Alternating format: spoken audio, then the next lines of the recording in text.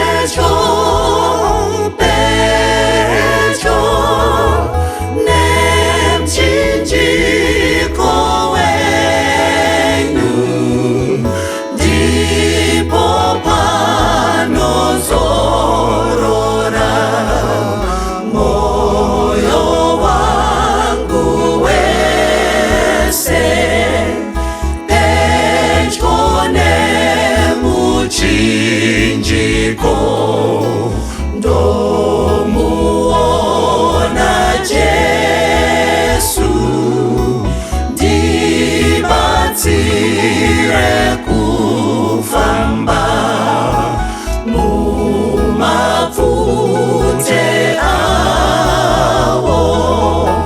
Pedyo, pedyo, nemchinjiko wenyu, ndipo panozorora moyo wangu wese. Pedyo nemuchinjiko ndorinda ndovimba dakara ndizosvika mhiri yokwerwizi. Pedyo, pedyo, nemchinjiko wenyu, ndipo panozorora moyo wangu wese.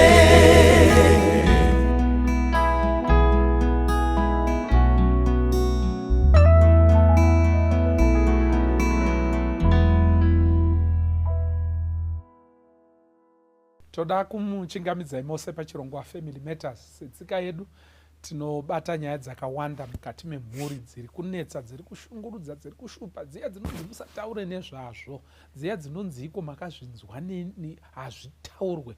MuFamily Matters ndo dzatinonyanyofarira idzodzo. Chinangwa ndechekuti iko mhuri dzifare, mhuri dzigare dzakanaka, vana, baba namai vaenderere mberi, girozi dzaMwari dzigone kugara mukati memhuri dzedu. Hatina zvinhu zvinotsindidzwa kunzi iko zvinotaurirwa izvino, as long as it affects the family, we will talk about it. Toda kuti musangane dare redu mukati mezuva ranhasi titangira panapa. Hevo izve vadiwa vatereri navatariri, ini ndini wenyu Chikandamina Chirashamiwa Masvingo Agovere Advolf. Yes, thank you so much. Yes, next. Makadini wadiwa vatereri nevatariri, ini ndinonzi Elder Nyamazana mufaro wangu sanganini. Thank you so much. Yes, next. Makadi hamane shamwari, ini ndinoitwa Maijarichi. Thank you so much. Yes, next. Kwaziso kwamuri hamane hanzvadzi, ini ndinonzi Watson Mbiriri, ndiri mufundisi. Muzuva ranhasi nditenderei sinyoro nevadare, ndine vashoma ndoda kukwazisa ndoda kutanga nevaira shonga ndivana mai vangu. Mai vangu vari pano vanyamazana. Only in Africa. Yes. A man is your mother. You see? So vaira shonga vose nevenyati. Ndinotenda zvikuru. Ndoda kukwazisa zvakare vamutototi pamwe chete nemhuri yavo vari muSouth Africa umu. Vakati tiri kuropafadzwa nechirongwa, vanotsigira zvikuru chirongwa cheFamily Matters. Toda kutenda zvikuru Elder Mutototi pamwe chete nemhuri. Tobva tapedzisira kwanhasi ndichimhoresa hama dzemhuri yekwamuchechesi dziri kuAustralia, zvikuru sei vari kuPerth nevari kuSydney. Pane pamwe patakambosangana a few weeks ago patakamboonana vachitaura kufara kwavo nechirongwa cheFamily Matters. So vekwamuchechesi pamwe chete nemhuri dzenyu Perth kuSydney, Mwari vakukomborerei, vakuitirei zvakanaka. Mhuri dzenyu dzirambe dziri mhuri dzinofadza uye dzine kubatana mukati. Ropafadzwai. Toda kutenda chose Gono, Mwari ngakukomborerei akuitirei zvakanaka. Nemhuri dzatamhoresa, Mwari ngakuitirei zvakanaka akukomborerei. Ini nhasi ndandichida kumhoresa nyasha nanyasha. Pane vana vangu vanonzi Nyasha Madya naNyasha Chaitika.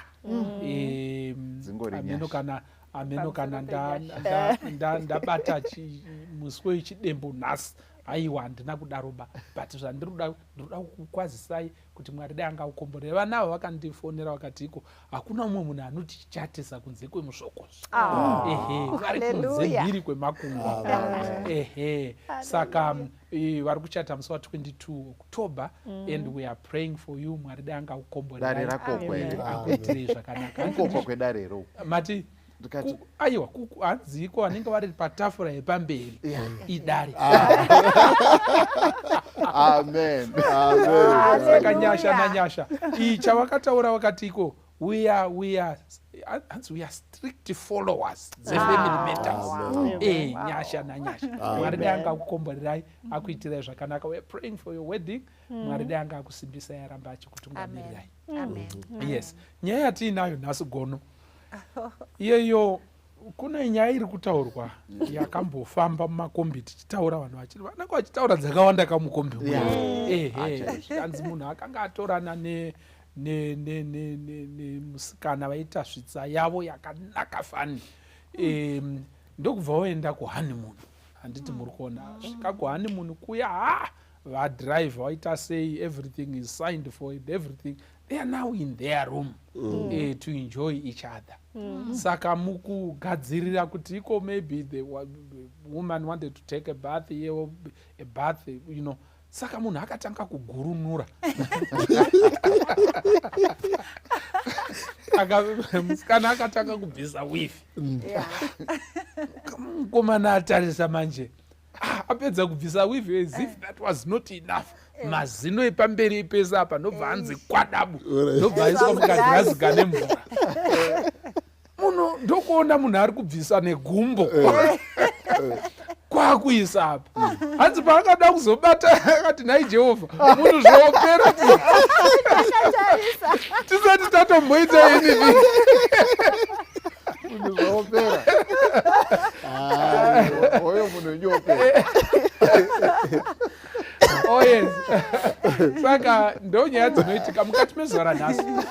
We are serious. Tachida kutaura nyaya yedisclosure. Handiti muri kuona before marriage. Ndonyaya tinoda kutaura nezvayo. Kuti disclosure munhu asazopere. Iwe wanga usingatozvizivi kuti munhu anoita sei munhu anogona kupera. Handiti muri kuona. Wakawatira pacheya ndipo wakagara. Handiti muri kuona nayo chiripo. Saka nhasi tinoda kutaura about disclosure. This is a serious matter that we want to talk about. Michato mizhinji iri kuparadzwa nekuda kwezvinhu zvinozoonekwa nevanhu. Vanhu vakutogara vese. Handiti muri kuona. Saka we want to talk about disclosure before marriage. Ndo musoro wenyaya. watinoda kuti titaure nezvavo mukati mezuva ranhasi. Saka tachida kuti vadare mutibatsire tikure kure nekukasika. Nhasi ndiri kuda kuti tifambe, handiti muri kuona nayo tsotso dziripo. Yes, ngatikurei dariro. Chinombonzi disclosure before marriage chimbori chinyi. Zvakare chinhu chinokosha here zvekuti mungabva maunza padare rinopfuta rinopfungaira kudai, so imbodza chinhu chisina kana basa. Disclosure before marriage, how important is it and what is it? Yes, advocate Jaricha. Kana tichiti tiri kudisclose, we are disclosing. So whenever we put this before a word, tukuita the opposite of that word. Okay. So when something is closed, chinhu chakavarika. So we are disclosing. We are doing the opposite of closing. Okay. Information. Saka disclosure tiri kubuditsa pachena munhu zvaari chaizvo. Chinoitika ndechekuti kana musikana achifamba kana mukomana achifamba vakaonana, the first attraction is what you see. And then there are a lot of assumptions in that attraction. Saka you just assume pamwe maonana kuchechi wotongofunga kuti uyu musikana anoita zvechechi, mukristu seni, and musikana chaiye. You know, there are a lot of assumptions surrounding that. Munhu anogona kudika nekuti chiso chake chakanaka, zvinhu zvake zvese zvakarongedzeka, utano hwake huri right, nekuti ari kutofamba zvakanaka. So disclosing is showing your true self to the person that you are with.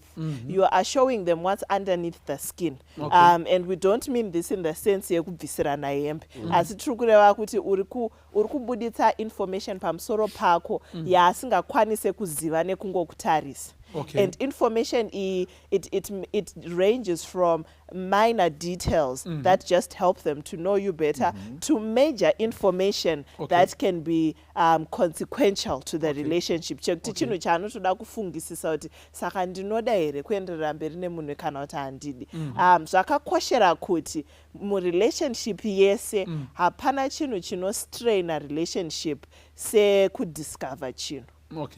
Saka the last thing you want ndechekuti munhu wawinaye azoite zvekudiscover pada azoudzwa natete vako kana kuti nemunhu wepanext door kana nechii nekuti iwe waona kumudza. Saka disclosure is very important, and information yacho at the end of the day tiri kuda kuti munhu akuzive iwewe wese, anyatsoziva kuti kana ndichiti ndina Edith, who am I with really? Wagomanaka indosha kuti ndochitangira papi kana pasakurwa kudai. So thank you so much. By one of these days wisdom is going to kill you. That's good. Advovu, what would you say? What is it important mukati no, don't divide, but is it important to disclose? How important is it kuvanhu vadanana? Munoziva zvakakosha because nyaya yekuzoti munhu anobatwa nebuka apinda mumarriage hazvina kururama, hazvina kuita musha. And yet vazhinji vanozviwana vari muposition iyoyo yekuti ari kutoshamisika, ari kutoona minana nezvishamiso neimwe information yaanga asingazivi, and yet akapindamo mumarriage where that disclosure yachona was it innocent non-disclosure, kana kuti it was negligent, kana kuti it was fraudulent. Now indroda kupinda panyaya yefraudulent nekuti zvinhu zviviri zvinobuda. Chekutanga ndechekuti nyati vanowanzoda kutaura zvinhu zviri cultural. Culture yedu isusu sevanhu vatema ine bazi kunyepa akawandisa just as a culture. Vanhu vanenge vanongoda zvekunyepa, tingotaura hedu zvatiri. Ukatarisawo kuvachena toziva vari vanhu vasinganyanyi kunyepa. Apa not being racist, toziva kuti ukanyanyonzwa chinhu kubva kumuchena kazhinji is true. Kana akati chinhu ichi ndiri kutengesera foni, chances are it's genuine. Isusu ndakubata chechipiri tine tsumo mbiri, anoti tsumo inomadimikira zvinonzi dhina, ndoti zvinonzi dhina chirega kugumbuka nzvadzi munoziva mushokoshi. Yes. 2 which actually form part of our culture, part of our heritage, part of our training as young kids. Zviri kutodzidziswa varume. Number 1, rume risinganyepi harirori. Muri kuona nyaya iripo dzitori tsumo dzatotodzidza kuchikoro dzekutototoza kutoti rume, saka rume rinotogara ratozviziva kuti ratozviudza kuti ininika handifaniri kudisclose, otherwise munhu anotiza. Chechipiri, imwe yachona inoti chinyiko rinonyenga rinohwarara, rinozosimudza musoro rawana.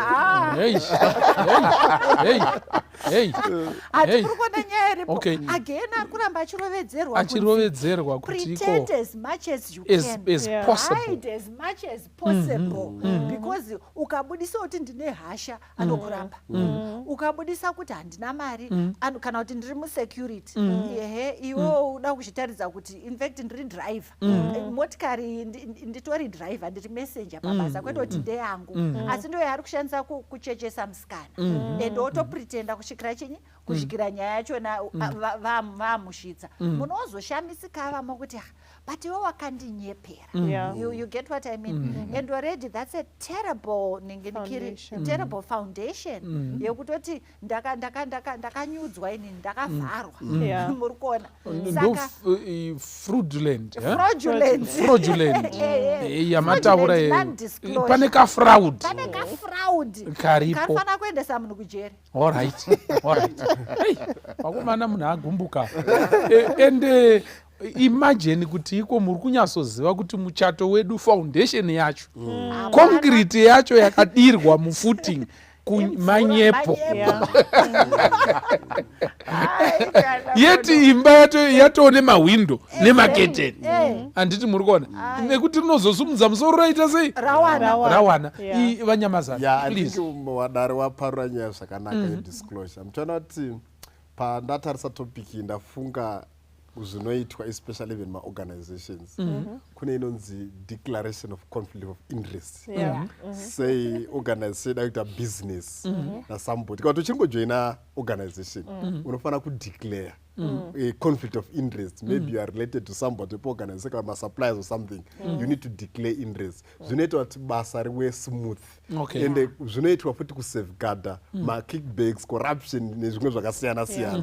Saka ndopa unoona kuti disclosure yakakosha. It's about kuisa zvinhu pachena, so that people can make anonzi ma-informed consent, ma-informed decisions.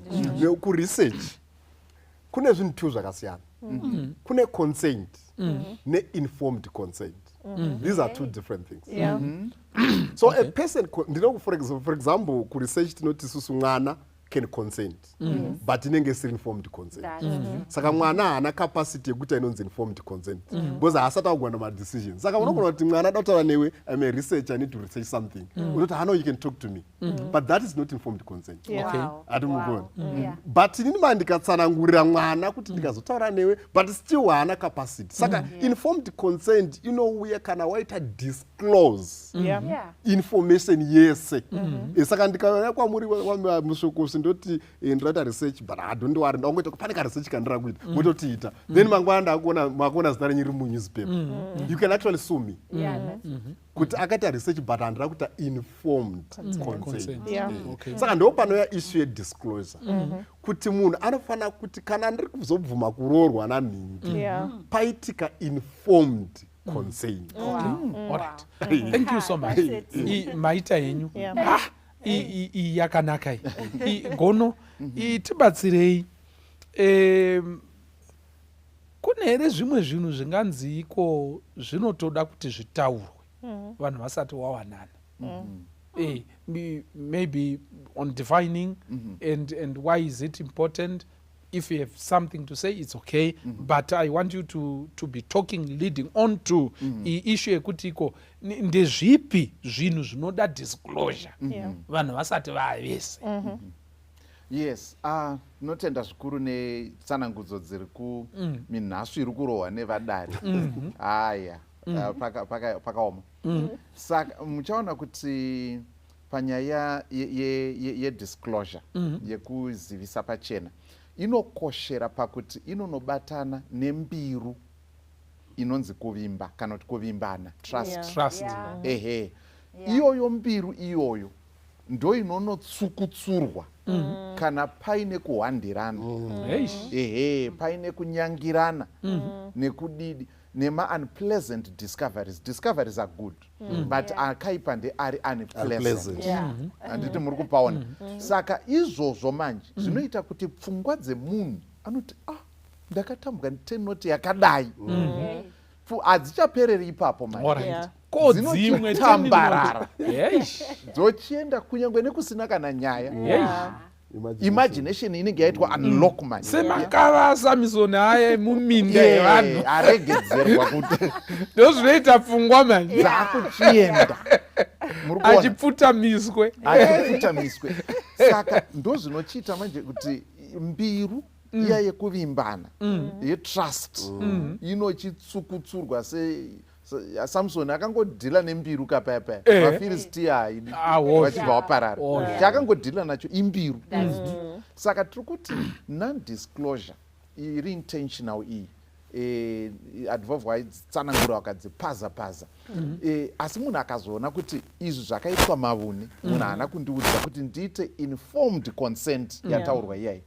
Saka munhu andiita a fool. You took me for a ride, taking me down the garden path neupenyu hwangu inini. You create an instant rival. Unozwa kuti kune manudhu ma-instant. You create an instant enemy. Yeah. Munhu anofanira kunge ari spouse kana kuti partner or a close family member nekuda kwezvinhu zvakadaro. Saka zvimwe zvezvinhu ndofunga zvakawanda vadare vachabata, but zvimwe zvacho rega tingotangire pakuti zvinoenderana nenyaya yeutano, chimiro cheutano semuenzaniso. Handigoni kungoti ndisvike pakunowanana nemunhu ndisina kumuudza kuti ndinombopota ndichidona. Are you getting that? Ndinombodini? Mwe musi kuri kutudi vanotototi mazuva ano zvaanani, chinhu chinotozikanwa. Are you getting that? Saka tiringotaura chimiro cheutano. Pane ma-health concerns, ma-health issues. Tese tinosangana nema-health issues. Pane zvinhu zvinokosha kuti munazoti ndinopota ndichizvibaya nekuda kwechimiro cheutano hwangu, and so ndo zvandiri izvi.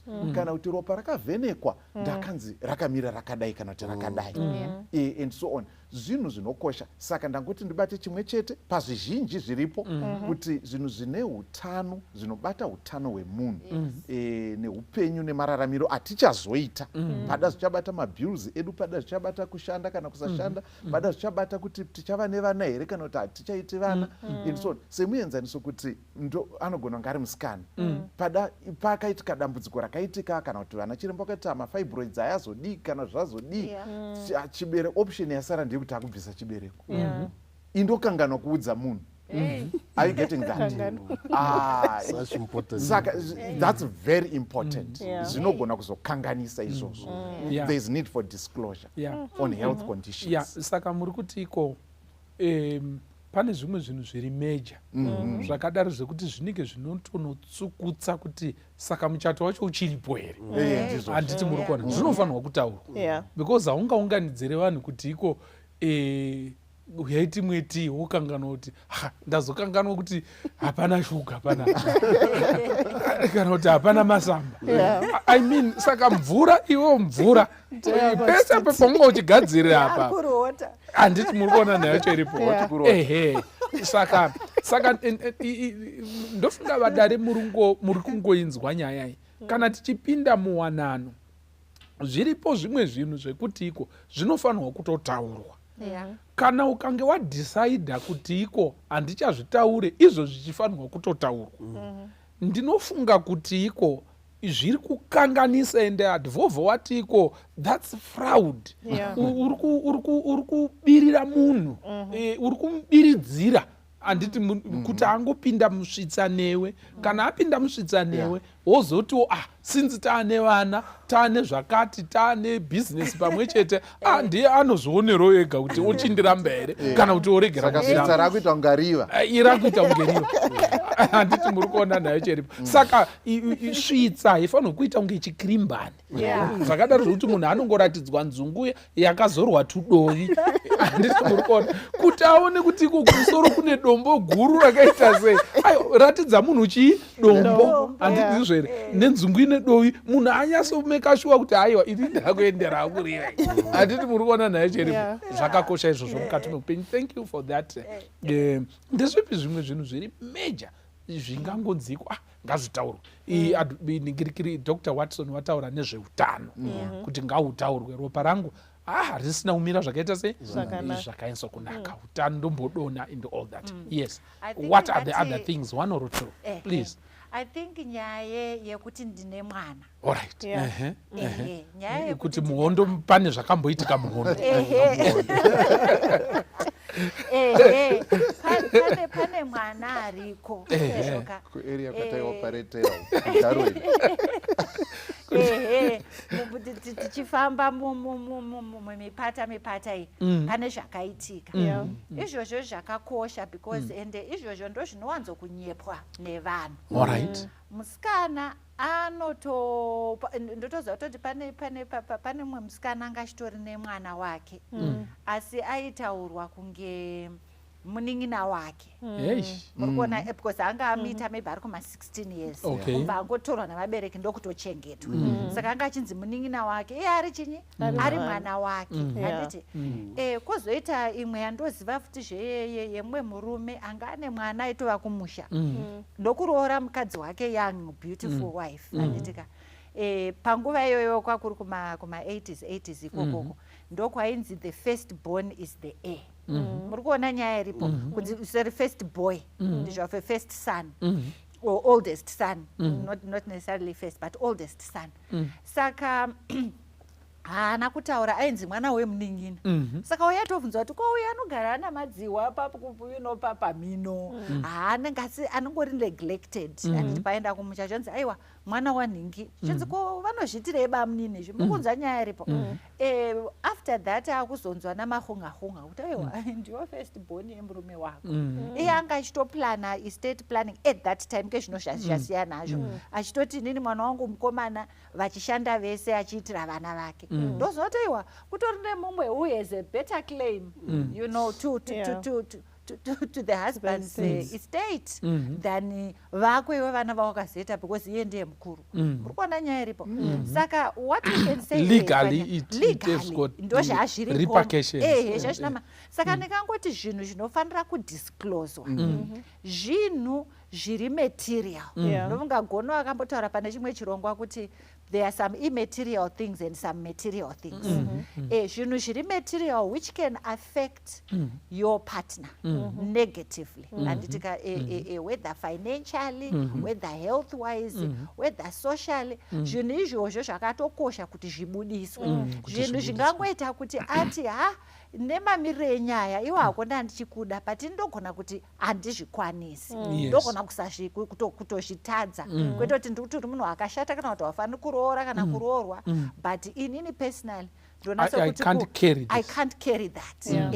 Ndongoba muenzaniso wataura nagono kuti maybe it's a health thing yekuti kumba kwenyu you have a propensity towards this disease which will naturally affect the children. Kutoziva kutoti kana iri multiple sclerosis yonzwa kuti sekuru vandowana nasekuru vacho is something I need to know so that kuri kunzi vana vedu vachazoitawo izvozvo inini I must be prepared for it.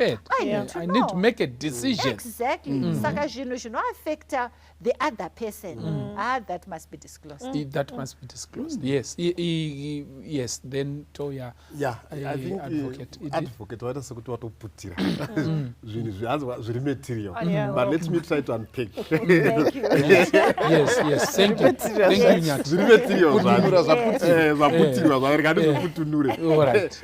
I am disclosing. Saka I think chimwe chinoda kudisclose munozwa amenoti ndinenge shamwari yangu yakambonyepera musikana wake kwaanogara All right. Hey. Saka iye aigara ku the other side of town. Kunonzi nepachirungu newati mazuva ari kugeto. Jeje. Iye ndobva atinogara kupi? Ukoko. Kumasabha. Kumayadi. Saka pese poitodanana musikana aiti ndiri kudanana nemukomana kuBorodale. Okay. But musi waka unfortunately akazotizira. Ende musi wakatizira akaona achienda kujecha. So you know what? Of course anga are desperate and anga asina zvekuita. But there's something that I picked with that. She always talked about it. Because here she was coming from a low density. Yatimukona. Saka pese paingotaura nyaya ngoti wakandijepera kayo. Kuti nogara kwake. Saka nyaya inoita sekuti nyaya iri simple. But it can actually impact somebody negatively. Because vanhu vane ma-values avo. Umwe munhu anenge achiti I think I would want to get married nemunhu ari kubva kwakati. Ndo zvaari kuda. Saka iwo disclose information so that munhu omeka chi-informed consent. So that's one book. Number 2. Nyama assets. All right.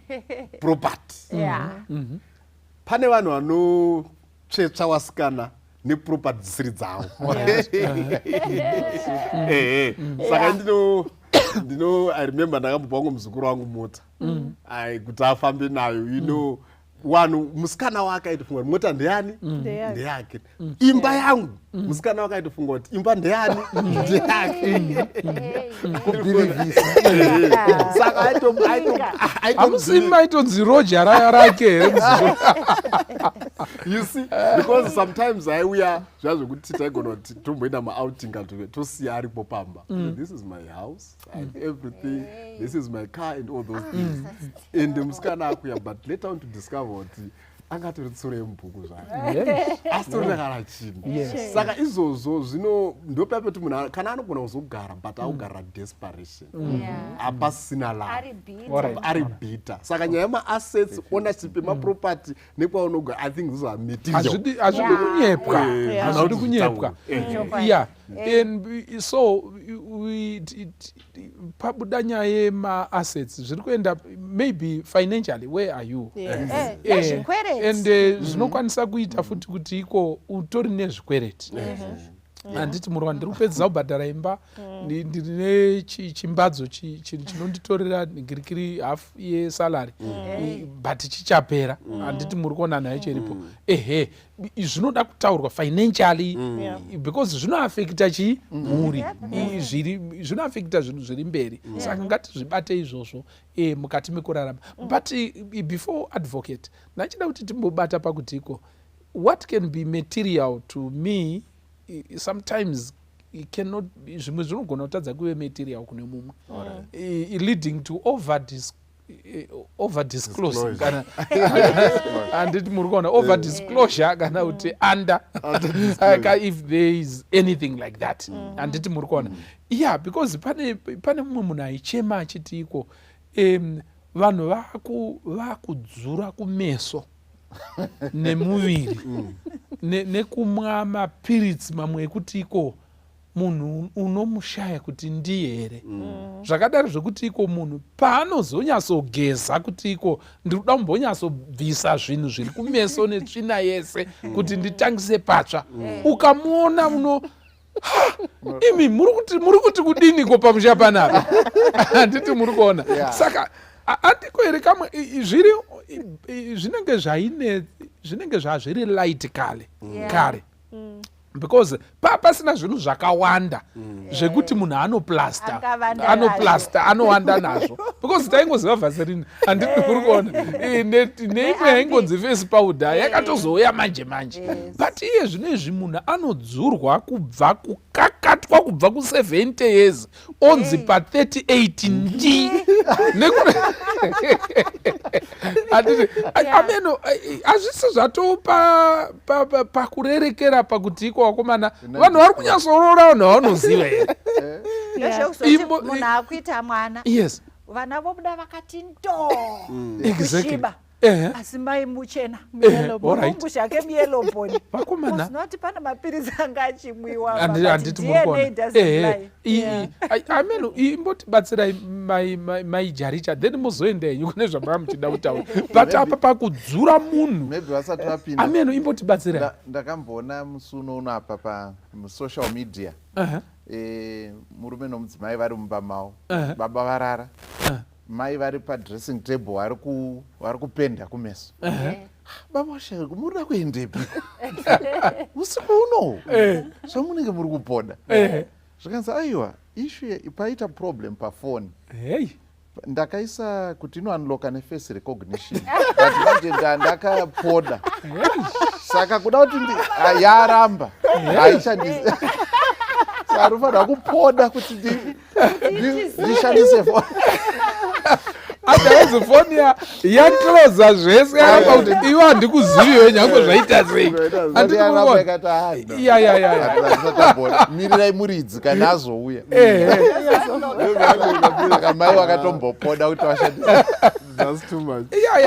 saka inini handisi pari kundinetsa ipapapo because zviri kudzurwa nevanhu vachizvigadzira idi unoyasoona makore achidzika kudai kudhonzwa kubva kuma70 60 handiti muri kuona imbotibatsirai munhu onzi pa30 nga ozobuda manje ndopanosangana chi nemukomana handiti muri kuona yes imbotibatsirai maijaricha ndoziva kuti imi hamupode kusvika pakadai.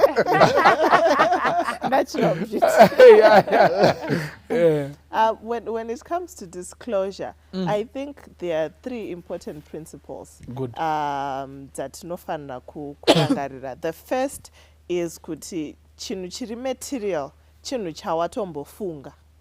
Kana paine chinhu chawatogara ukafunga kuti zvinhu izvi ndikamuudza anogona kundiramba izvozvozvo ndo zvacho zviri kufanira kutotaurwa because the fact that you have thought about it means it's important. Kana kuti hana yako inongoti dhiku the fact yekuti utombotsvaga means dzekuzviwandisa means kuti it's something material. Saka that should definitely be disclosed. The second is the golden rule yekuti do unto others what you want them to do unto you. So if there's something about you chekuti unenge wakagara uchiti ndiri inini ndine munhu wandiri kudanana naye aine information yakadai I would want to know it before I make a decision on whether or not to proceed with this person.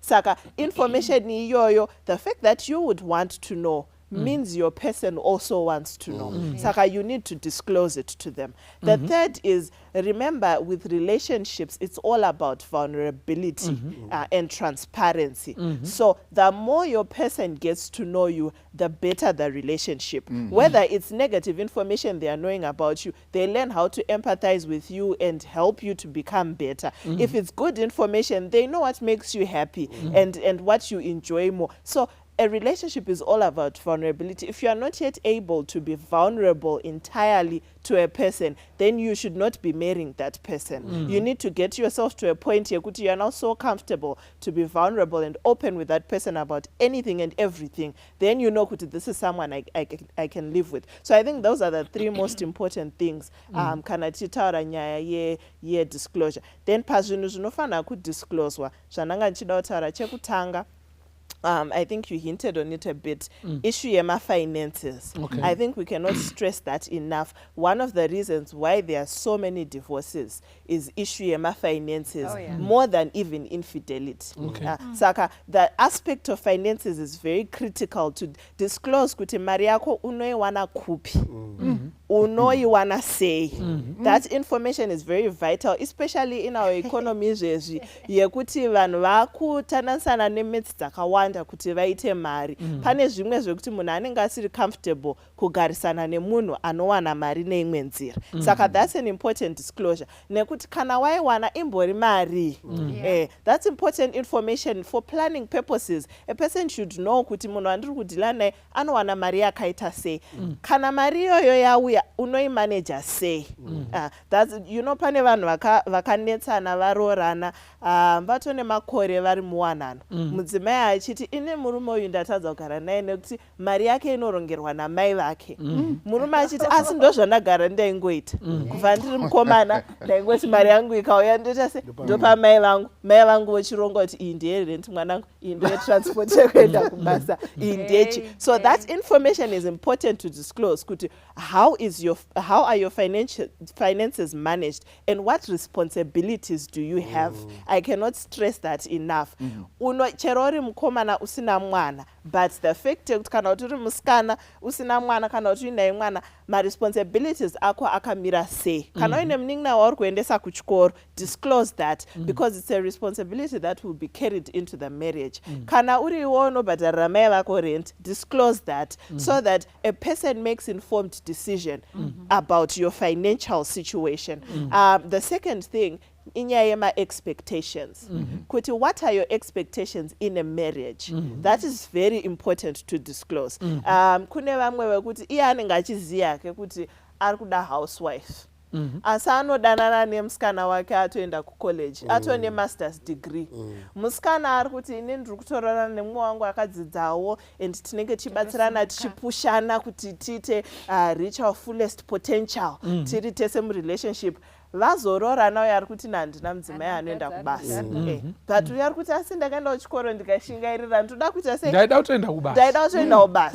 So disclose that information. What are your expectations in a marriage? What are your expectations in a relationship from your spouse? What do you really want from them that would make you feel fulfilled and happy in your marriage? Kana mchida uzoita ma-vegetarian, garai mataura kuti tiri munzira yekunoita vegetarian. Disclose your expectations so that you plan together and you make informed decisions kuti zvichashanda here kana kuti hazvishande. Then chekupedzisira pahealth yataurwa naGono, pane ma-disclosures ekuti you count on what has been disclosed to you, and then there are certain things that require confirmation, and health is one of those things. Kuti musikana mukomana maudzana zvamaudzana, chirega kungoti akanditi ndiri right. Musina kuchienda kuchipatara kunochekwa kuverifya kuti muri right zveshuwa here. Saka there are certain things where you can get confirmation. It's not lack of trust, but it's wisdom. Kumeka sure zvinhu zvese zvinokwanisa kuconfirmeka kana madiscloserana chinoconfirma kuti ndiwo here utano hwake hwaataura, chinoconfirma kuti pabasa paati anoshanda ndipo here paanoshanda. Let's not be naive in the name of trust and confirm these disclosures. Okay, very important. Ndinongoedhera chimwe chinhu chandofunga chakakosha kudisclose. Yes. Issue ye-religion. Okay. Handisi kuti how can I put it? Unogona kunge uri muprofita kana kuti uri n'anga. Okay. Zvakakosha kuti those things we disclose. Okay. Kwete ungoti tinomboenda kumativi mana. Kana kuti unogona kusatotaura kuti ndinombosvikirwa. Alright. Ndine sekuru nombondisvikira. Zvekuti pamwe pacho unongotanga kungotaura nevoice risingadzisisi. Kana kuti unoona haridi perfume mumba. Saka maperfume atinei tisingazoe. Tinei tichingogeza nematiriti. Hapazori mafuta echirungu. Because kune mamwe mashawi handiziye ekuti haadi zvimwe zvinhu. Hakuteerwe radio, hakuonekwe TV, nezvimwe zvakangodaro. Hakushandiswe kapu dzesimbi. Kushandisa kapu dzesimbi. Saka zvakakosha kuti tidisclose all those things. Zvine chekuita nereligions. Kana uri muprofita unofanira kugara udza muti inini shamwari ndinoratidzwa. Ndiri mumadzibaba Gnatsio.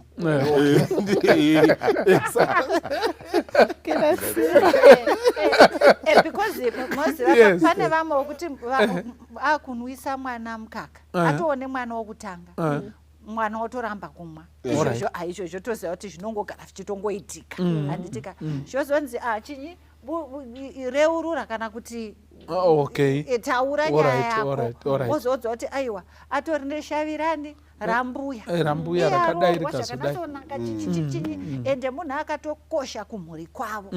Ndozva kuti ndakujambira yako. Asi nyaya iyoyi yemafamily tradition inofana kukosha, because kana ndiri nemuroora mukuru ndiri kupinda mumba ndiri kuexpectwa kuti kuchandoita panorohwa guva ndofana kuvapo ndini ndiye ndichimanyisa nyaya yachona, kana kuti ndini mukomana mukuru ndini ndinenge chizopiwa mazango kana chimbo kana chinyi, even kuzoziva kuti ndini mwana wangu dangwe, nokuti kumhuri kwavo kudzinza ravo ndozvavanoita, ndiye achatotarisirwa kuti ndiye atore chimbo dziya nechimbo dziya nezvizhinji. It's something zvinoda kutaurwa because izvozvo ndo zvinonzi it will cause discombobulation, Okay. moza kuondomoka kusingaite kwetrust nepeace of mind, utoona kuti this thing is bigger than me.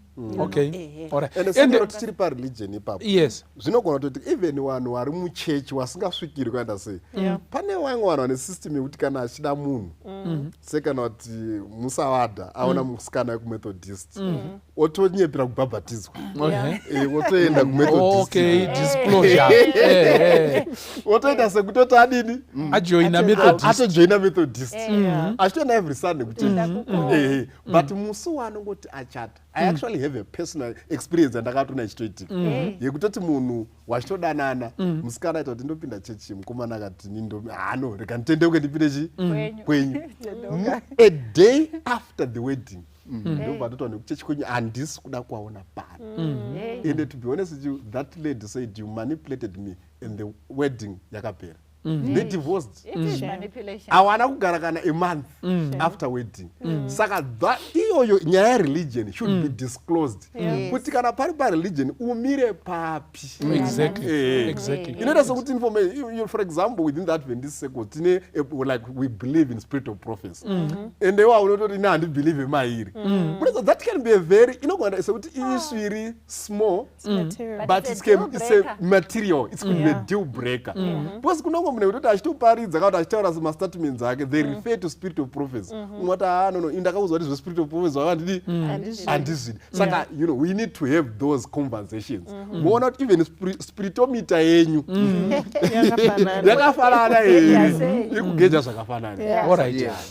Saka in other words, pane munhu waunongo uri kungokura uchiziva kuti I'm working on it. But pane zvinonzi zviri pandiri. Handiti ndizvo here? Haudi kupa mwana wevanhu dambudziko. Taura nguva iripo kuti inini ndinenge ndinonzi ndine mukadzi wanditori naye kare. Asi mukadzi uyu anouya manheru chete. Handiti iwe haukwanisi kumuita semukadzi uyu kumuona. Handiti muri kuona. Kana kuti inini zvinenge zvinonzi kare kune munhu akambourayiwa, inini ndakazonzi ndini ndakabhadharwa kuti iko nyaya dzacho idzodzo dziite zvakaita sei zvakanaka. Saka kune murume anombo ukanyanyondidai anogumbuka murume wacho iye. Handiti muri kuona. Saka izvozvo izvozvo zvitaure so that munhu akurore achiziva kuti iko tine chakati chiroda kunamatira, tine chakati chiroda kutsanyirwa, tine chakati chiroda kutandaniswa nezita raJesu. Kwete kuti wozoti papaya wakungofinhuka wakungotarisa rutivi, wakupfeka majini 17 wozota chinyi vanana tete vauya kuchitomborwizi, vana mukoma Shadhireki wekumutora shanga vachiukuunganira, ndo paunozotaura kuti ndine zviri pandiri. Vana va7 une shuwa here muroora. Saka izvozvo zvinoda kutaurwa nguva iripo. Toda kutenda Mwari ngaatibatsire atitire zvakanaka. Yes, pane zvimwe zvakaita sekuti kubackground zvekuti kana kuti ndakambosungwa ndikagara mujeri, zvinokosha izvozvo. Kana kuti ndakaconvictwa mudare remhosva nekuda kwenyaya yekuti kahijacking, yokanganwa kutaura zvinhu zvakadaro. Mozotanga kunetsana makuda kuenda out of the country kuapply mafingerprints oonekwa ari kupisa. Zvinobvunzwa zvinhu zvakadaro, mozoona kuti opportunity yauya, but all of a sudden patoita imwe problem, wakudiscover something else. I mean, zvinhu zvinobuda panguva dzakadaroka zvinogona kurwadza munhu zvekusvika pekupedzisira last number chaiyo, and so on. And then pane zvimwe zvatiri kuonawo sevafundisi mukati mekuita basa raMwari, rekuti kune vamwe vanhu ndotora semuenzaniso kuti anokwanisa kunge ari mukomana iye pachezvake mumwiri make anonzwa kuda kurara nevamwe varume. Okay, and ndo zvaanotoita, ndo unotori upenyu hwake, but anozoenda kunoroora, otochata nemusikana, otochata muchechi, mudzimai uyu asingazvizivi, otozodiscover kuti ko ndo zviri pano. Dzimwe nguva mumwe akutobata mwana wavo kwiyo kakomana, kana kuti anotorinewo shamwari dzake dzakumushanyira idzodzidzi chero ipo pamba. Saka kune vanhu vari kusangana nezvinhu zvakadaro. Inenge ichingodzi men's outing. Men's outing avachienda vari tu neumwe murume, handiti muri kuona. Saka kuti inganzi fraudulent kana kuti apa desire igono, desire yemunhu towards you uri kuona kuti haipo. And you know the activity yepabonde haisi kutoitika, because kana achitoita hameno tichichechaitika, anoda kuti vana vachiwedzereka. Exactly. Plus iyoyo i-fraudulent non-disclosure nekuti tongoti semunyika medu muno manditika hazvisi kugamuchirika, whether socially or legally, andika itori crime yekunzi sodomy, anditika. Saka munhu anenge asvika paeji yoti akura, anditika abve zera, akutooneka kuti ndebvu dzavapo, vakutarisira kuti chiroora, asi kuti abude haana courage yekutaura, uyezve mutemo hausi kumusapota. Saka anotoita hide behind that marriage. That marriage becomes a cover up, kuti kana vachifamba vachienda chechi vanonzi ndimai baba namai, but iye manje within the marriage owana mukana, you know, ari undercover yekuita chinyi zvaanoita. But this person, you have used them and to be your shield to society and to the law.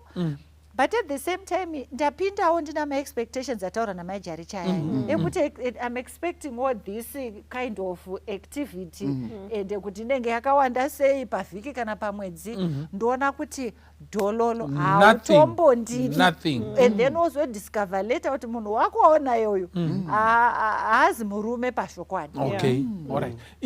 Zvino yes, iwo kana zviri izvo zvawakasarudza, handiti muri kuona hatina dambudziko nezvawakasarudza, because iwo ndiwo wakazvisarudza. But kuti utore mwana wevanhu manje wohandaseri uchimushandisa, iwe uine hako maactivities auri kuita ende wakaronga kuenderera mberi nawo, it is not fair. Hazvina kunaka.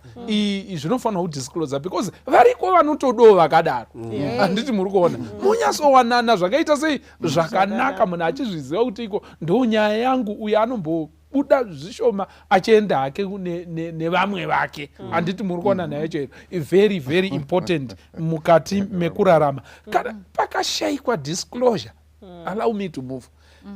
Pakashayikwa disclosure, what are the other challenges dzinokwanisa kuwanikwa mukati mewanano? Pashayikwa disclosure, what are some of the challenges dzinokwanisa kuwanikwa mukati mewanano? Signoro, sorry, ndokumbira kungokukata ipapo zvishoma. Ndozati moda kufamba. Yes. Ndokumbira kuti tingoti pfuurei Kamupata kamwazhaka kekuti what is not necessary to disclose.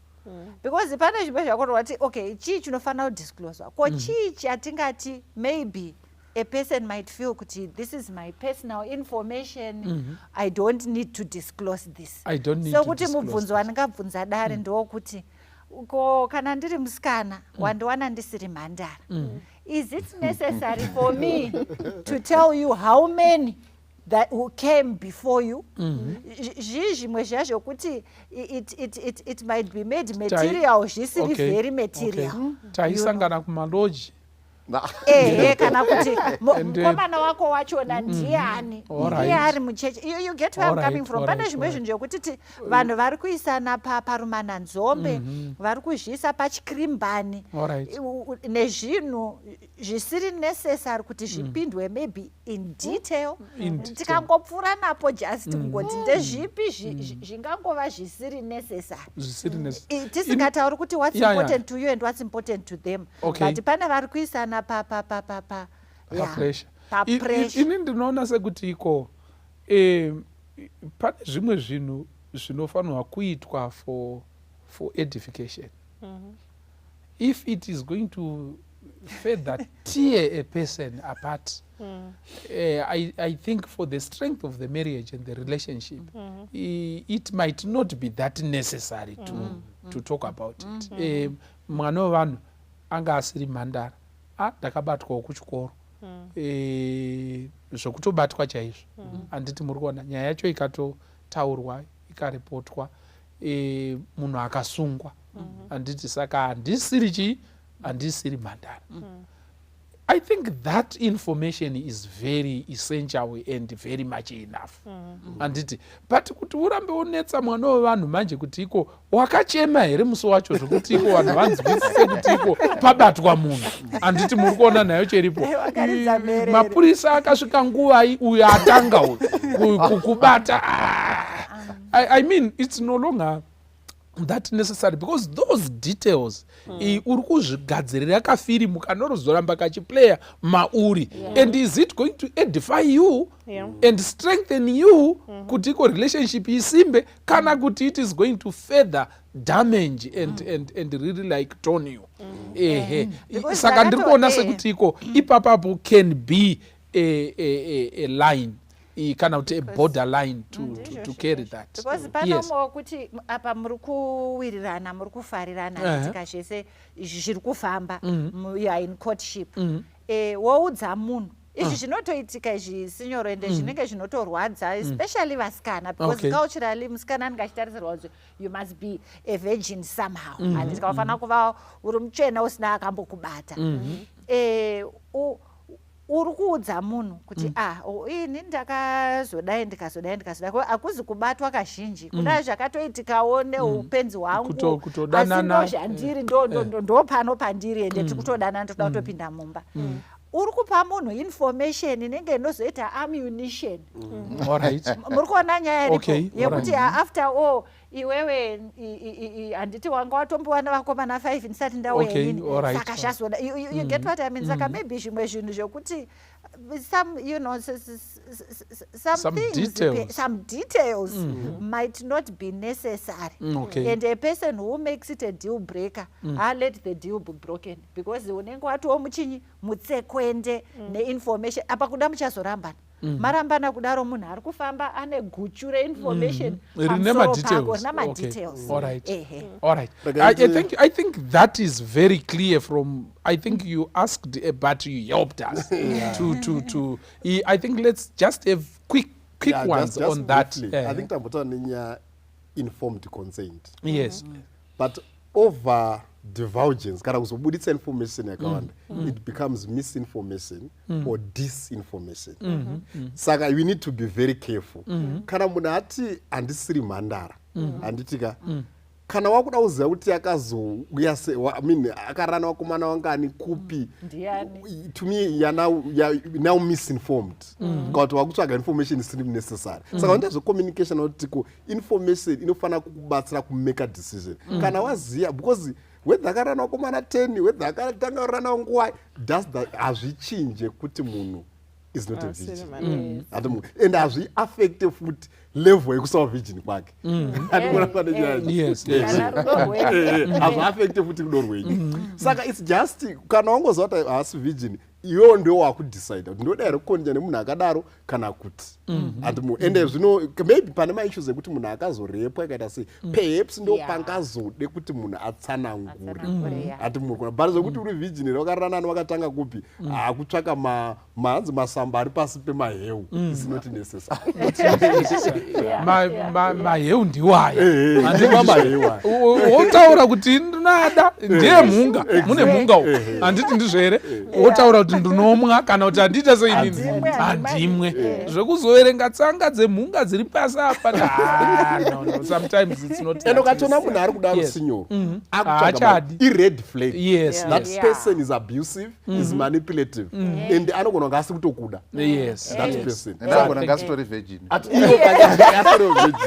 Saka kana munhu akubvunza tokarana ari kupi tiza nokupi story virgin Atori problem. all right yes my jari takumisai kwenguva yakati rebe. I wanted to say we need to balance between not disclosing because the other person will use it as ammunition and also the importance of disclosure. So there are two different things. As an individual, there are certain things you should disclose. How the other person is going to receive it or what they're going to do with that information is another story. That's now a whole different topic on what you should do with confidential information that has been given to you. But atisikukurudzira kuti chirege kudisclose zvinhu zviri important nekuti uri kutya kuti uyu anozoshandisa se-ammunition. And then on things that should be disclosed, there are two that I thought may also be important. The first is addictions. If you have any addiction, it's important to disclose. Even if you have conquered that addiction, it's important to disclose kuti ndakambe ndine addiction here, because you now have a propensity to go back to that addiction. So it's important to disclose. The second, inyaya yevana. Kune vanhu vamwe vasingatodi kuita vana, vamwe vanoda vana vashoma, vamwe vanoda vana vakawanda sterek.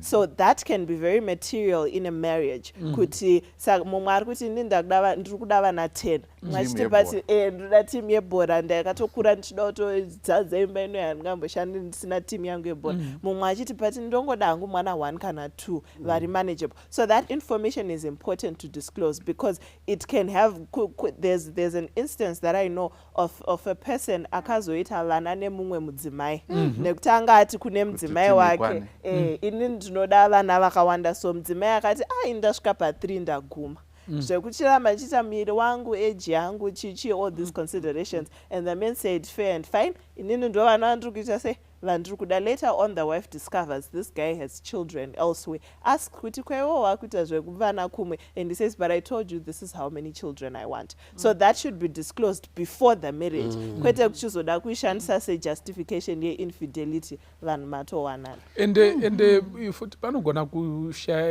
inogona kunge isiri kese yekuti vana chete, inogona kunge iri kese yekuti mwana mukomana kana asipo hatisati taane vana. Handiti muri kuona, hatisati taane vana kana pasati pane mudyi wenhaka. Handiti muri kuona, pane vamwe vanhu vakadaro. Zvitaurei musati mapinda mukati memuchato, so that mukadzi anyatsoziva, mumwe wako anyatsoziva kuti iko, kana ari murume anyatsoziva kuti iko tichazopinda pamarathon yekutsvaga mwana mukomana. Handiti muri kuona, so that they make a decision vachinyatsoziva kuti iko these are some of the responsibilities kana kuti expectations dzandinotarisirwa nomumwe wangu. They make a decision kuti iko I want to live with that. Zvakakosha izvozvo mukati mekurarama. For the sake of time, regai ndimbofamba please. Yes, zvikashaikwa izvi, what are the pitfalls? 1 or 2 pitfalls, then we move forward because of my time. 1 or 2 pitfalls. Zvashaikwa hazvipo, no, kwangu kungoshamisika. But matone vana 3 makutogara mese, but mopinda inonzi operation kushamisika. Handiti muri kuona. Yes, what are the pitfalls kana zvadaro? Yes. I think the first number 1 pitfall ndekuti muri kutopinda marriage muri kunegative. All right. Tengi riri pa-empty. Saka trust issues. Panenge pasora trust. And I find kuti you have built a marriage on lies and deception. Saka everything else to achaita marriage is going to be difficult for your spouse kuti azvigamuchire. Saka trust issues that are compromise. Chero kata nhasi tiri kunoka ndiri kubasa, anagoti nezvakambotara ari kubasa zvechokwadi. Saka matrust, and then the other pitfall is divorce. I think atombozvitaura kuti ko panorambanwa. Panorambanwa. Vamwe vanobva vatoti no, this is not what I expected. And I'm leaving. Thank you so much. Advocate, I want 2 people to say these the problems, the pitfalls. 2 people should say pitfalls, and tozoti iko the other 2 I want them to talk about inguwai inoda kudiscloswa zvinhu zviri important. Masangana mubhazi riri kuenda kwamutare here wanzi ndokuda umva wataura kuti ndine vana 4 musi wacho here uyoyo kana kuti zvine nguva here. I want you to attack that, the advocate na Dr. Watson. But let's finish on this. On the what pitfall. can go wrong? What can go wrong is it breaks the intimacy. All right. Remember, intimacy pakati pevanhu, it's not just a physical act. Okay. It's an emotional act, it's a psychological act. You are literally giving your entire self to another person. Saka kana usinga truste munhu, zvinonetsa kuti uva truly intimate with that person. Sezvambotaurwa nagono kuti you have created an instant enemy. Saka the other person is always on the guard. Saka marriage yenyu kuti muchizosvike pakuiumba kuti makuita chinhu chimwe zvinonzi the two shall become one.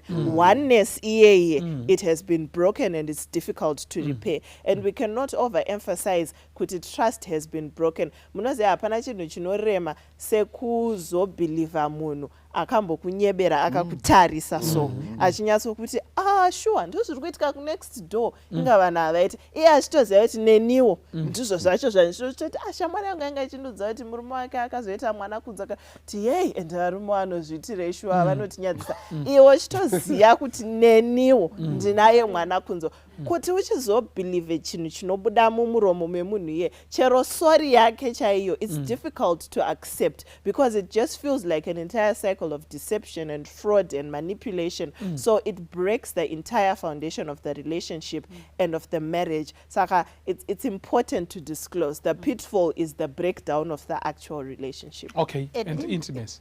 Ipapa futi zvichiwedzera, there are physical repercussions. Kutopanana ma-communicable diseases chaiko. Kutoti ndotozoziva kuti maybe munangane pane zvimwe zvirwere zvezvakavanda muropa handitika maybe chakaita sana herpes, that kind of thing yekuti inogona kutongozomuka kwete kuti munhu aita amanya anyway inogona kutozomuka ndotozoona inini zviri pandiri handitika. Then resentment chaiyo yokungova very resentful zvichitozobatana nevana kana kusazobatwa kwakanaka kwemwana uya azozikana kuti anga aripo maona nyaya iripo saka a whole lot of things zvokuti it's a disaster. Ende kazhinji vanhu vari kutozonzi kuchiendai munotora mai kana kuti chiendai munotora baba vatoonekwa kunzi koiwe chikurwara kwauri kuita kauku this discharge go and take your husband handiti muri kuona zvochitozonzi koine ndakangoona ndadai handiti muri kuona zvotozonzi kwaunzi iwe wanga uine chirwere chawanga utori nacho chawakapinda nacho mukati memuchato kana kuti chawabatwa nacho ukatombochinwira mapiritsi iwewe uri wega but then oramba uchirara nemwana wavanhu pasina any protection and hausi kumutaurira futi kuti iko ndamborwara nechirwere chakadai. Vazhinji vari kuzvionera, vari kuzvinzwira pamuviri setsvimbo yedapi handiti muri kuona zvatopa vari ndopavanozodiscover kuti uyu munhu uyu akauya nechirwere handiti muri kuona. That type of treatment or treating each other muri mukati memba iyoyoyo ndo inotyora inotyora mutanda webhasikoro pamuchato.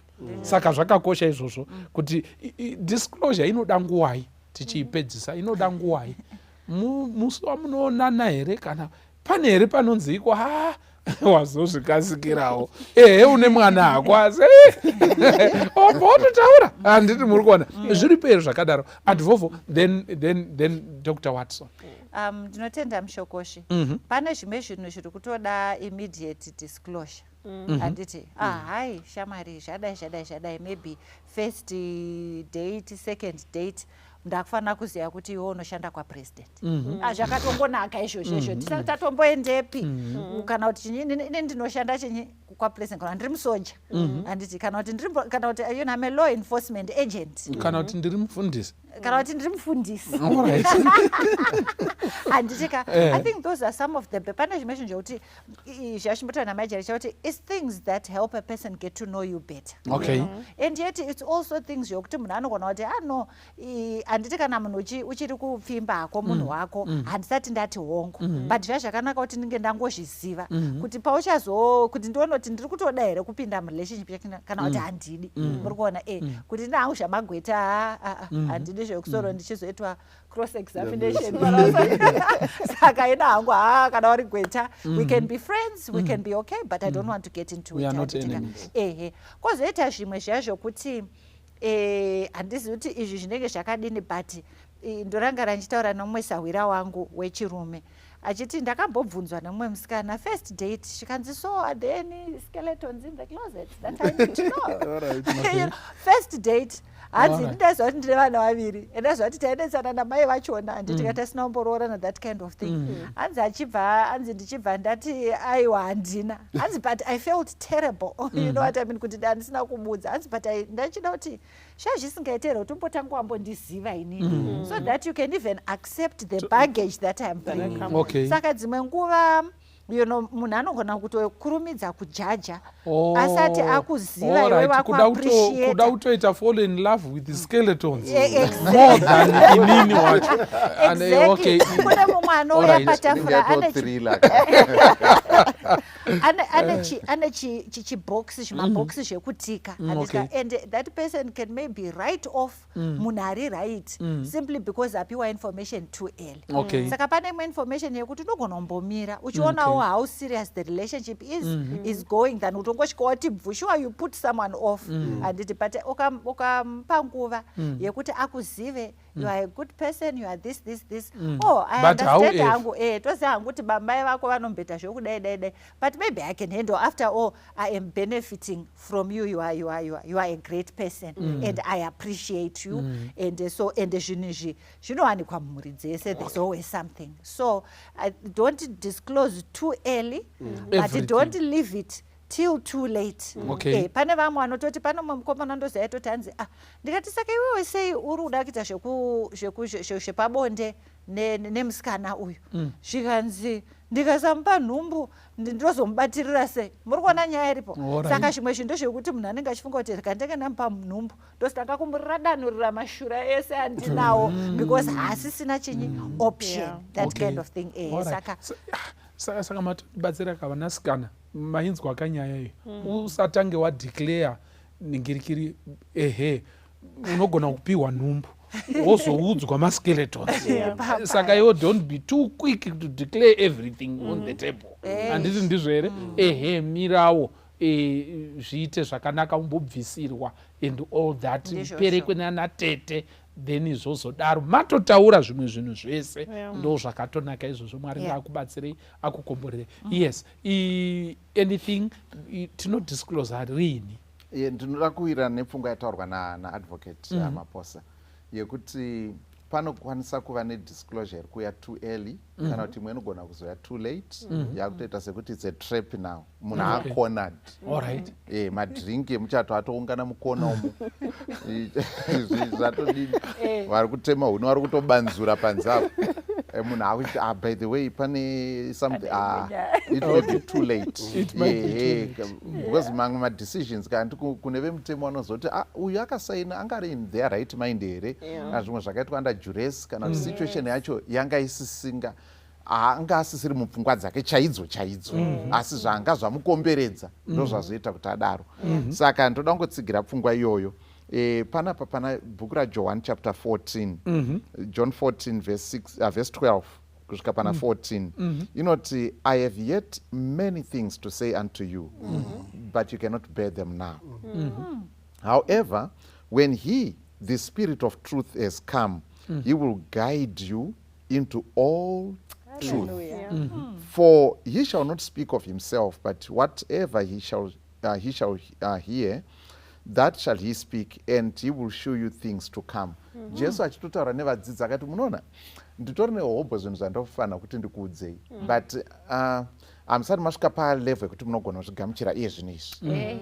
Saka patori neprocess yekuti ndichakuudzai nayo. Saka mweya mutsvene indakuenda asi mweya mutsvene akuuya. He is going to guide you, which means it's step by step and it's a gradual.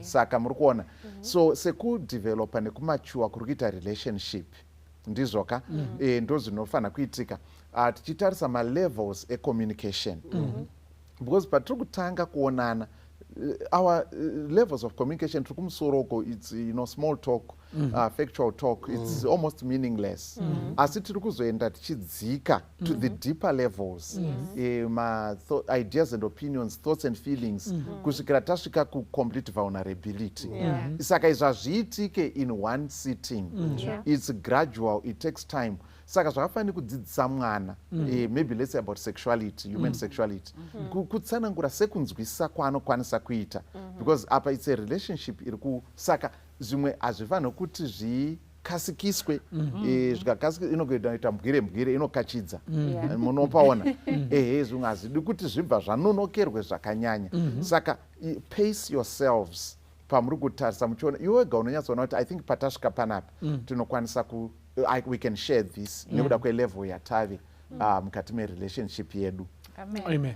Thank you. All right. Ngatipedzisei nekudai. Nyaya inorema 50 kg yauri kuda kudisclose unganyatsoita sei kuti isvike zvakanaka? Let's say ndanyatsoona kuti iko mwana ndamuda handiti ndizvere ende tafamba kwana tete takaonekwa akutoziva kuti ndinoshanda kumutora shanga kubhazi rekwanhingi ndiri kondakita but rudo ruri kuita sei ruri kutsva but mwana womuhondo manje ndo wandakuda kuti ndichitaura naye kuti iko ndisamuruzevozve handiti muri kuona but yet at the same time ndisanonoki otherwise takuda kutoronga kuti kwana tete todini mari yototanga kuda kuti irodzwe kuti iita sei isvike ende mari ndinayo ndiri kuda kutogadzirira but mwana womuhondo anotaurwa sei mwana womuhondo anotaurwa sei what is it that I can do ndoita sei kutaura nyaya inorema handiti muri kuona yes my judge. I think the first thing is to create the right setting. Okay. Create an environment yekuti nyaya yako itaurike.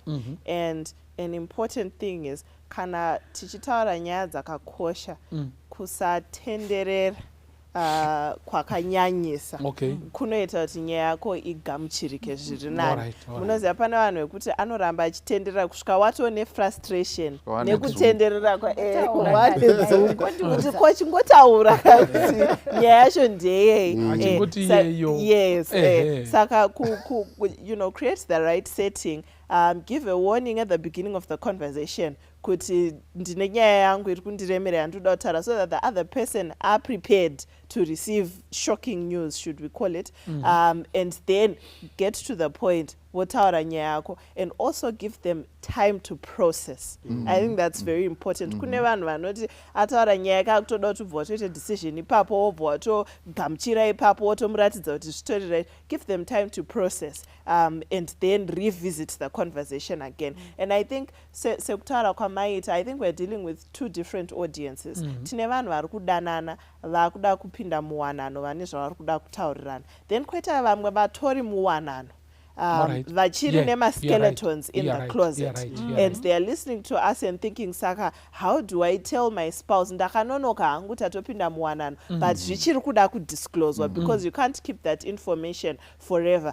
For vanhu vakadaro kana nyaya yacho iri serious hysteric, you may need the intervention of a third party, a trusted third party, either a counselor kana mufundisi kana a trusted family member anoita kuti nyaya yako igamuchirike, nekuti you are now dealing with someone who will feel deceived and manipulated nekuti matone mhuri matochovha nyaya yacho kudhara and ndopawakuda kuuya nebhomba rako. So you may need a third party that helps you kuti nyaya iyoyo isasvike pakubreaka marriage yenyu, but muwane a way to maneuver and still survive the situation inenge iripo. And don't be flippant about it. Kana nchidaro usarerutsa nyaya yakadzama. Wonti tafanika inini ndini ndiri kuita fanika ndiri kukudza nyaya. I'm making a mountain out of a molehill. Yokutoti haiwa you're brewing a storm in a teacup. But this thing is huge. So make it as huge as it is, so that uri kundinzwisisa weni ndiri kuigamuchira nyaya yachona kuti yo zvinhu izvi zvakatooma izvi handitika. Don't send a message over WhatsApp. Oh, by the way, ndine mwana wemhondo, obva watoti deal with it. Ndakadhibha zvakangopuresa unongoziva zvelife but it's nothing. Exactly. Ndotorangarira umwe panana Haidi vana Haidi vanombotumira mamessages and thank you my Haidis, I appreciate you mumagroups angu handitika vabva vatumira message yokuti inini mwana wangu ndimai vangu vachitotaura kuti mwana wangu akaroorwa, you know, maybe ane whatever young age, mvaroorwa nemurume wari kumaage ati kureiwo slightly. Akutaura kuti mwana akatozodiscover kuti murume angari HIV positive handitika. Then akubvunza kuti kwewe zvakamira so, zvikanzi aiwa handiti zviri kungowanikwa here mazuva ano. That was his response literally, handiti zviri kungowanikwa here mazuva ano, ndianiko handiti vanhu vari kurarama nemishonga here mazuva ano. That we know and we appreciate and we are thankful to God for. But don't make nyaya iri hombe kuti tefanika idiki diki diki diki, especially as a person who had not disclosed before, because zvamangotaura zvazvo kuti ukatodiscloser mumwe munhu anototi no but I love you, let's see how we can work through this. There are so many people who are doing that. Kotita vaya vari mismatched, vaya kuti umwe anenge ari negative umwe anenge ari chinyi.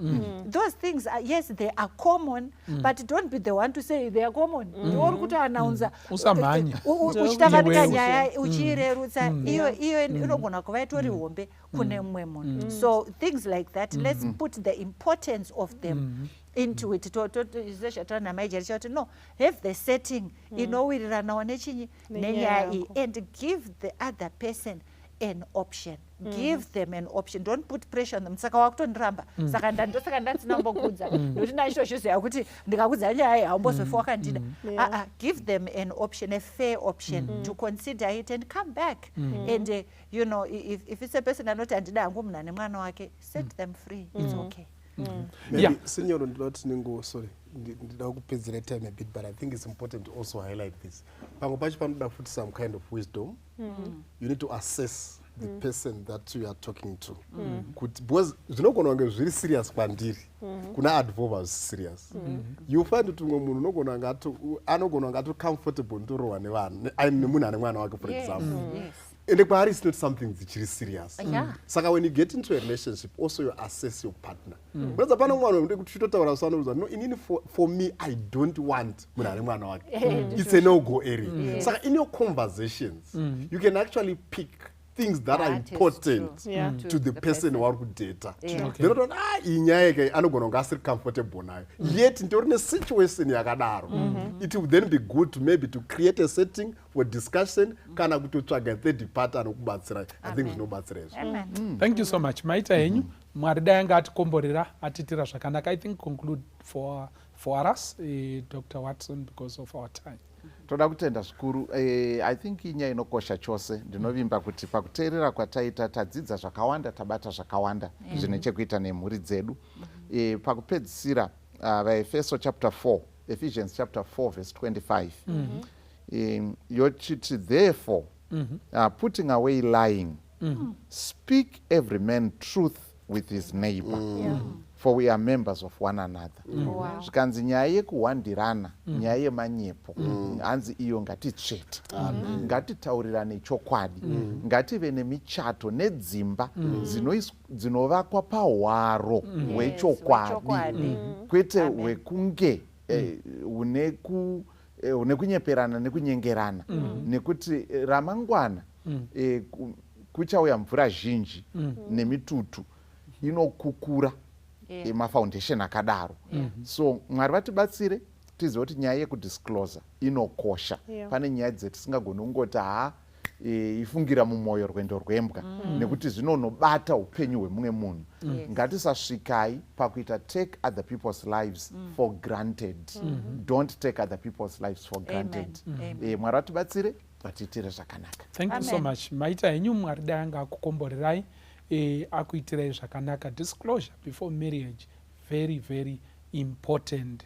Tsvakai nzira dzekutaura zvinhu zvakakosha zviitei nguva iripo, musanonoke, zvinhu zvacho hazvizofambi zvakaiso kunaka. Zvakare usambva watanga iwewe kumbva wataura kuti ko vanhu vakungorarama nezvirwere zvezvakati, aiwa regera vamwe vataure, iwe ndoutori nedambudziko, regera vamwe vakurerutsire, usazvirerutsire wega iwewe. Hazvina kunaka kuti kwano vanhu vasikana vazhinji vane vana vavo zvakumboshamisa here. Aiwa iwewe ichimbonyarara ukokoko, titaure tiri isusu, handiti muri kuona tichikusumudzira relationship yotosimba. Mwari ndakubatsirei akuitirei zvakanaka mukati meupenyu.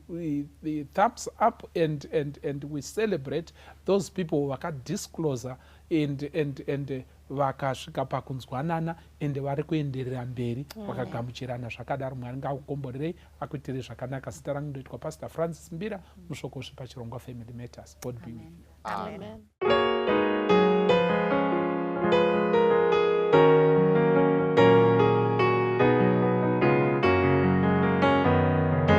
Imba zvekuneni, mazwi eupenyu, ngandione kunakawo, mazwi eupenyu, mazwi akanaka, anondidzidzisa, mazwi akanaka, mazwi eupenyu, mazwi aya akanaka, mazwi eupenyu. Kristu anowapa vese mazwi eupenyu. Inzwanyi imwi vatadzi, mazwi eupenyu. Anotipa tese tinozova vake, mazwi aya akanaka, mazwi eupenyu. Mazwi aya akanaka, mazwi eupenyu. Raura zvevanderero, mazwi eupenyu. Vese vachasunungurwa, Jesu muponesi.